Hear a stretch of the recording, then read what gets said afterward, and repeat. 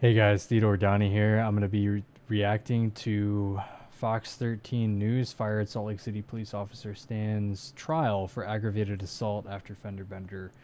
This was pre the trial that happened between January 30th and February 2nd, I believe. So let's get straight into it. I also just want to comment, I know a lot of you have been looking forward to these updates for years. Literally, I haven't uploaded in a year and 4 months. I'm sorry. Just know that the entire reason why I didn't upload is because I didn't want to compromise the legal battle between myself and Thomas Cagle, as well as the criminal trial against him. If you don't know, these are two very separate and distinct things. And if you go through an experience like this and you have video, or if you have a lot of people in a social media following, any attorney, whether it be the prosecutor, whether that be your own civil attorney for personal injury, they will tell you not to comment in any public forum about it. They'll tell you not to release your thoughts because all of it can be used against you. And so that's why I haven't released these things. I know I've lost probably like 400 or 500 subscribers from it. So... but for all good reasons, we've finally settled the case. So just want to make that very clear. I will be releasing everything now, so look forward to it.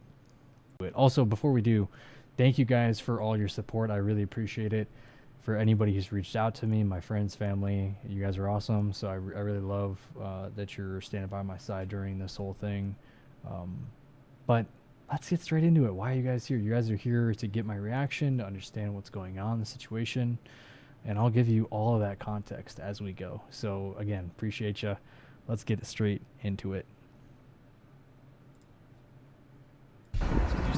Oh my God! Me getting crushed. Me getting crushed again. Or me getting rear-ended. Me getting crushed. Former Salt Lake City police officer Thomas Cagle is now standing trial for aggravated assault. Wait, former Salt Lake City police officer Thomas Cagle. So, okay. This is maybe the first time I knew that he wasn't police officer again, because this is January 30th, 2024 is when this released. If you've been keeping up, he got fired from Salt Lake City Police Department September 28th of 2023. So nearly 9 months after crushing a person, and now actually about to go to trial for this. So it's crazy it took them that long. There's other reasons why, but please go watch my other video. I'll link it in the description. Thank you. All right. Because of this crash. Prosecutors say he was off duty and under the influence of Xanax in 2022 when he intentionally crushed a man's leg between their cars after a fender bender. Fox 13 News investigative reporter Adam Herbetz has details on the first day of testimony. Oh. Well, this is all going to come down to whether the prosecution can prove that this was done on purpose. Thomas Cagle has already lost his job with the Salt Lake City Police Department after an internal investigation. That case, of course, was looking more at whether he violated department policy. This trial is more about whether he broke the law. Prosecutors say it all started with a crash. Cagle said his foot slipped off the pedal at an intersection. Thanks, Fox, for giving me credit. As we see the Theodore Donny badge up top. Subscribe if you haven't. I didn't really push that before, but for anyone who is interested in my journey, talk about my recovery, we'll talk about the settlement, we'll talk about all of it. If you want to hear more, subscribe. I'm happy to provide these updates as we have settled at this point. Intersection, so he rear-ended the victim. He was apologetic. They agreed to move their cars out of traffic, but when they decided to move cars, that's when the victim got pinned between the two cars. Prosecutors say they believe Cagle got angry after the victim called 911 to report the crash. They say that's why they believe it was on purpose. Cagle says it was an accident. The victim says either way, he doesn't think Cagle was sober, and he believes the body camera video from that day will demonstrate that. I get pushed into the back of my Ford Fusion. I get lifted up in the air. I'm dazed and confused. Okay, so this is me in the trial. So I guess this video isn't pre-trial. I honestly I had no idea what was happening at the time. I'm getting crushed. Glossy eyes, lethargic speech, slurred speech, unsteady balance were observed by multiple witnesses. I'm familiar with the way he speaks. And as I watch this video, that's not how he's speaking. They're slurring. Guys, it's not the chew. It's not the dip I put in the back of my mouth. We'll talk about that too. That's another, I guess, smoke and mirrors, spaghetti against the wall for why he has his slurred words. Of course, this was just day one of testimony. Also, just a comment, and I respect the legal profession of being an attorney, especially being a defense attorney. It's really, really hard work to defend somebody when there's glaring evidence.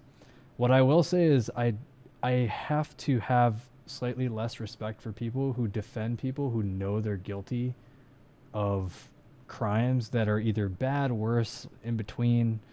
But also just the sheer amount of lies and deception and just the amount of things that an attorney will put against somebody like a judge or a jury can really skew the results of what you think will happen, even when you have a glaring amount of evidence. So also to comment here, this attorney, who is pictured here with her hand next to her laptop, she pretty much made my girlfriend feel like an awful person. She victimized me on the stand as well, and I know that's part of the role, but there's a delineation in the legal system that should exist. It doesn't now, that should prevent previous victims from being victimized again. There's a lot that happens in a traumatic experience, and when you try to make me look bad, it only makes you look worse, even as a defense attorney from my perspective. Now, I'm not legally versed in how to defend somebody in a legal battle, but I will say it doesn't make you look better or make the defendant look better by making me look horrible, even though I already got crushed, victimized, right? I think what they did in particular was call out my YouTube channel and ask if this was me. And I think they mentioned something like, hey, is this YouTube channel yours or something? And the one statement they brought up was me sort of talking about the Salt Lake City Police Department, which I will say, I have a lot of respect for the work that police officers across the nation and the world do. It's a very hard role. There's a lot to it. There's a lot of training that leads up to it. And there's a lot of resources that they have at their disposal to help these officers like Thomas Cagle, so it doesn't have to get to this point. There's also negligence in police departments where they don't fire people quick enough, or they give you too many leniencies, which enable officers like Thomas Cagle to stay employed even after sleeping on the job multiple times, even after crushing pedestrians, even after not keeping his canine up to date in terms of vaccinations. And a lot of those things should be taken into account when you shift to different police departments or sheriff's offices or anything like that. And when you don't, you're not holding the people who have been barred from previous police stations. You should be barring them, because the things that they've done, the actions they've either committed or been proven guilty of, they should affect all those things. And I know all too often nowadays they don't. But anyways, I digress. Over the next 2 days, the defense plans to bring up why there was Xanax in Cagle's system, whether that was a prescription, whether it was lawfully obtained. That's crazy. Well, we can touch more on this because I want to get the transcript from all the voice communications through the court system in the room when I was speaking on the stand, everything. I want to get all that video and testimony and everything and kind of dissect it with you guys. But his doctor was beating around the bush about just the amount of Xanax he was giving him. He was giving him, at some times, he was filling 3 Xanax prescriptions worth of Xanax to Thomas Cagle, which is insane. And he wouldn't admit throughout the entire time, he would not admit that it was too much for Thomas Cagle to be taking, as clearly when you get behind the wheel, when you have these tasters of alcohol, Porter's Fire, which is a type of liquor. It's whiskey in the state of Utah. Don't think it's brewed anywhere else. But yeah, when you have that much prescription given to somebody, of course they're going to abuse that prescription. Not to mention they didn't breathalyze Thomas Cagle for 3 hours after the incident. So of course he's going to blow a 0-0 because you wait when somebody has a little bit of alcohol, they mix it with Xanax, you're going to get a toxic combination of very intoxicating behavior. And that's what was demonstrated that day. And why his testimony could differ from what we're going to be hearing from police officers, witnesses, and from the victim. Now, the defense attorney for Cagle didn't make any promises, but she did kind of hint ahead that Cagle likely will be testifying. Of course, he could change his mind on that, but in the meantime, she's asking the which only made it worse for Thomas Cagle, in my opinion. I don't think there was really much of what Thomas Cagle said.